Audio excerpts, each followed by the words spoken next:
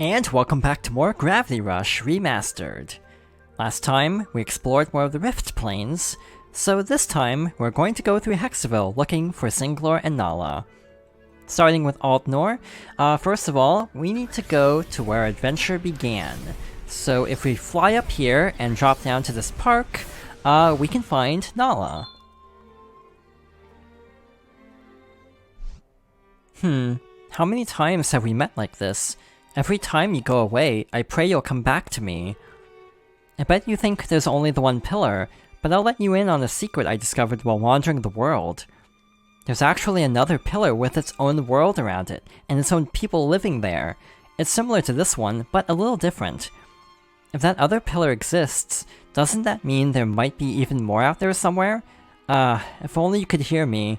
I'm sure you'd believe me, and...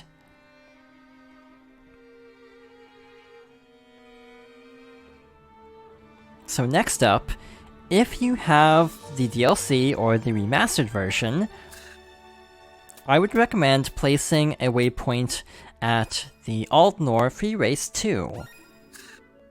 Because this will point you in the right direction to find Singlor.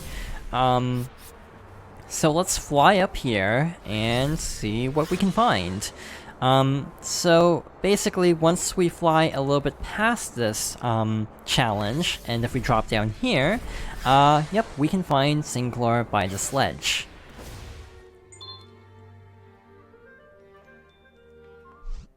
Singlor, listen! But I was in the middle of explaining. Oh, did I disappear again? Yes, and I really wanted to ask you something. Have you ever remembered meeting someone you've never met before? Ever since meeting you, my memories have been jumping all over the place. I think I may have met your wife, but I can't be sure. This is so frustrating. You saw her? Was she okay? I think so. I only saw her the one time though, at least I think I did. Perhaps every time you run into one of us, something happens to distort your perception of the natural flow of time. Time as we know it flows forward, cause and effect. A causes B, which causes C, but what if... He always disappears right when he's about to get to the point. I guess I'll just have to find him again.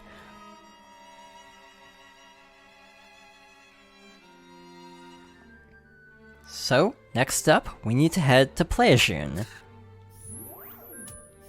I think they're both around this warp.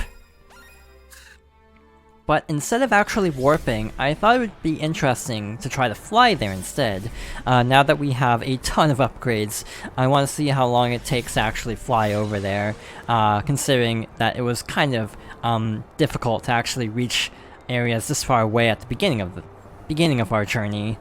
Also, we actually don't need to go there directly, we actually need to drop down here, and it looks like Singlor is all the way below the city here.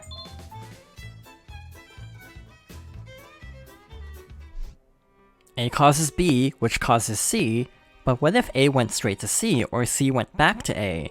What if there were nothing in place that said that time had to flow forward? What would happen? Well, you could have memories of something that hasn't happened yet, or you might not remember something that already happened. In any case, if you've seen my wife, it means she might still be alive, and trapped in the same... I wonder if that's it. I always thought time was fixed, but maybe he's right and gravity can mix it up.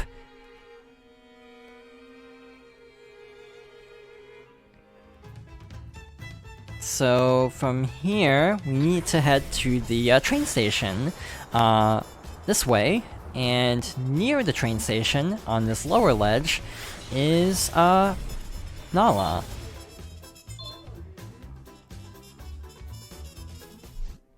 How long have I wandered this world, I wonder? When I was a child, my mother told me about people who were taken away in gravity storms, only to come back like nothing ever happened. They said that when they entered the storm, they were surrounded by a bright light before losing consciousness and drifting to sleep. When they reawakened, they were back in their homes. Sometimes I wonder if this is all a dream too.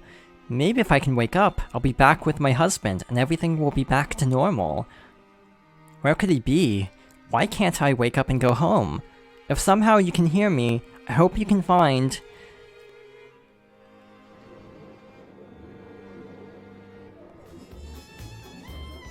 Alright, so, we need to go to Industria next. Specifically around this area.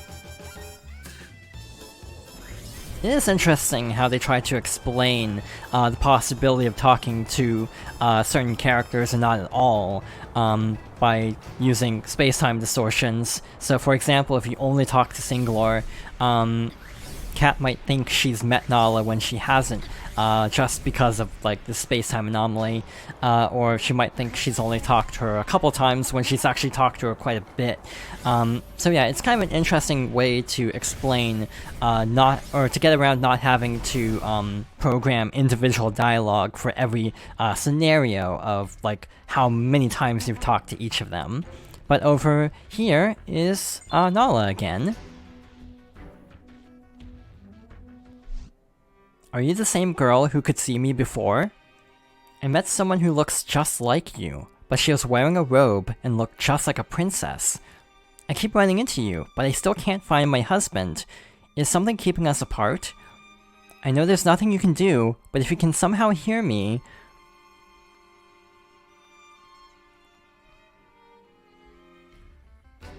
And we actually passed by Singular in Industria a long time ago. He was near the train station, which is right over here, and he was actually sitting on the roof.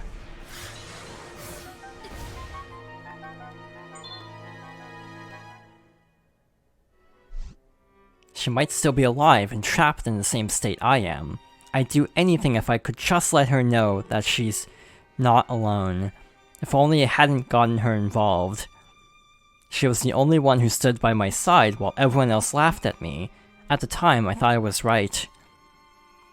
Well, your research does seem a little far-fetched. Creating artificial energy and bending space-time? Can you blame people for not understanding? No, I suppose I can't, but my research was all for them. I thought I could save the world from an impending disaster. You see, the world... Disaster?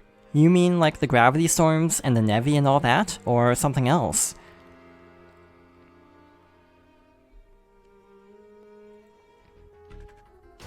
And our last stop is Venda Center. I think I want to go somewhere around here. So let's fly over there and see what we can find. So yeah, overall I really like this side quest. It's very interesting for a few different reasons. One, I find the concept interesting of a couple being stranded apart from each other and trying to reconnect. But I also think their conversations provide some interesting implications about the world and also where the sequel could go, as someone who hasn't played the sequel yet. So, below this part of the city is Singular.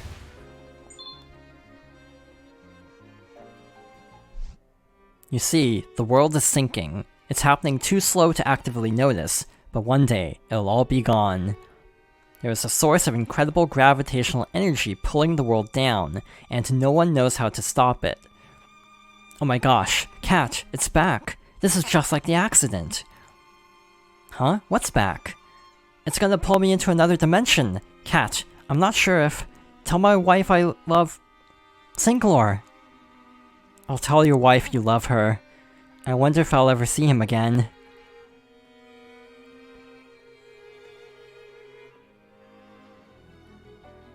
Alright, we still need to find Nala in Venda Center. And if I'm not mistaken, she's somewhere around here. So let's fly back up to the main part of the city and see if we can locate her. Yeah, overall I do really like this side quest. It's very interesting and kind of unique. So if we explore the rooftops, we can find Nala.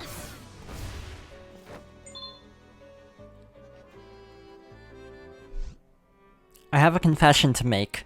I couldn't tell you before, but the truth is, I'm the cause of the accident with my husband's research.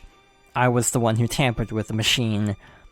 Now I'm cursed to wander the world alone, forever to pay for my mistake. Wait, what's that sound? Nala? Nala! Sinclair's looking for you. You're Nala, right? Sinclair said time is all screwed up. I think I'll see you again, or maybe the next time I see you will be the first time I saw you, or... It's all very confusing, but Sinclair wanted me to tell you that... What? Sinclair's alive? Oh, thank you. Thank you so much. Just knowing he's alive is...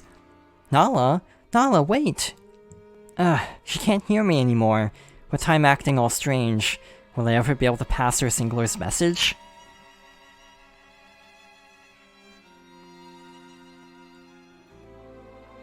And with that, the side quest reaches a bittersweet end. They aren't reunited, but at least they have hope that they may be able to find each other again. And with that, we have completed the last major side content in Gravity Rush. In terms of overall completion, we've basically done everything except leveling up all of the abilities. And if you're interested in trophies, we might not have gotten every trophy. Basically, most of the trophies are for things like story progress, like clearing certain chapters, or defeating the rare Nevi, completing every challenge with a gold medal, completing all of the DLC challenges separately for a trophy, and so on. So in general, the only trophies we might not have gotten by this point would be collecting 40,000 precious gems. If you want to upgrade to the maximum level, that'll definitely happen before you level up everything up, I'm pretty sure. There are also a few combat-related trophies, including landing 10 gravity kicks in a row without landing or without taking damage. I would recommend the time attacks for this. There's also a trophy for throwing, I think, 10 objects without missing a throw at an enemy, and also not taking damage. Obviously the pitching challenges would be good for those, for this trophy. And there's a trophy for defeating 8 enemies with 1 special attack. So, again, probably the best way to get this would be to use a time attack and level up the Gravity Typhoon or special of your choice to try to defeat a ton of Nevi in one go. So overall, this is a fairly easy game to complete, and in general, one issue I do have with the game is that once you've basically done everything, there really isn't a point to continue playing. Like, even now, we haven't even leveled up everything, but it's just a matter of flying around picking up miscellaneous gems, which isn't exactly the most exciting thing. But yeah, that's basically all that we have left to do in terms of, like, non-trophy progress, simply leveling up. Also, the trophies, or the trophy for reputation score applies to the base game. So basically doing everything in the base game, you don't have to do the challenges or the DLC stuff to actually get the base game challenges. They are in separate lists, like on the Vita version, even in the remastered version. So yeah, overall this is a fairly short game to complete. Once you basically reach the end, there isn't a whole lot to see, which could either be a good thing or a bad thing. I kind of like it in some ways to have such a short and concise adventure of like 8 to 12 hours to get 100%. That's really not too bad. But for those wanting a longer experience, this game definitely might leave you wanting more. But luckily there is still a sequel, which is also good because something else I realized throughout this playthrough is Gravity Rush is really good at establishing a world, but not necessarily as good at concluding all of the little plot threads the game establishes. So in the main story, as an example, you have the dream in episode 15, if I'm not mistaken, the one with Cyanea in the other world. In the ending, you have the arc where the children still haven't woken up.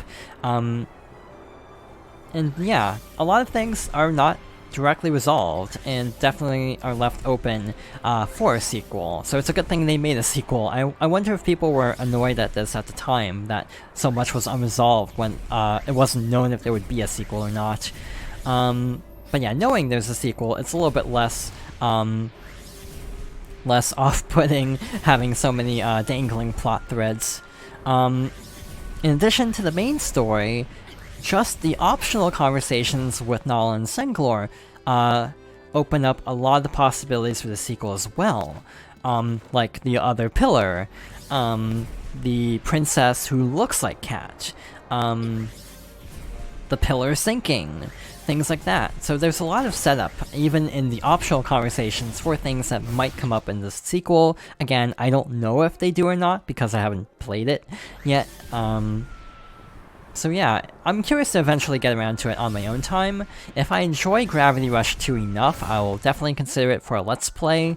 But no guarantees, because it's a much longer game, and I assume it would be a lot more work because of it being a lot more dense than this game, which is a fairly short game, and actually works out fairly well for a playthrough as a result. We actually have almost 7,000 gems, so once more I think I'll actually stop and level up some things. I'm mostly curious to see how close we can actually get to the maximum level with just a little bit of exploration and all of the missions. The answer is not very close. We definitely still have a ways to go. So yeah, if you still want to explore the city collecting gems, that's definitely an option. But since we've basically gone through all the story and side content, I think we're basically done here. But yeah, overall, I still would recommend this game. It often goes on sale on PS4, and this isn't even much to begin with. Even the sequel is fairly inexpensive nowadays. And it's overall a really great game. It's one of the standout games for the Vita, not that that's necessarily the biggest compliment depending on who you ask, and is honestly an overlooked, pardon the pun, an overlooked gem on PS4. Even though the series is most likely not going to continue past the second game because of the current state of Sony's Japan studio, I do think this game is going to kind of have a cult classic status going forward, because a lot of people do really like this game, even though it is often overlooked, and I'm definitely one of the people who think this game is fairly underrated, and that I think more people should experience it, because it's pretty cool. But with that being said, I think we're just about done here. So yeah, this was a lot of fun. This was a really fun playthrough to put together, and I hope you enjoyed it. So, on that note, thank you for watching, and I hope you'll join me next time for something different.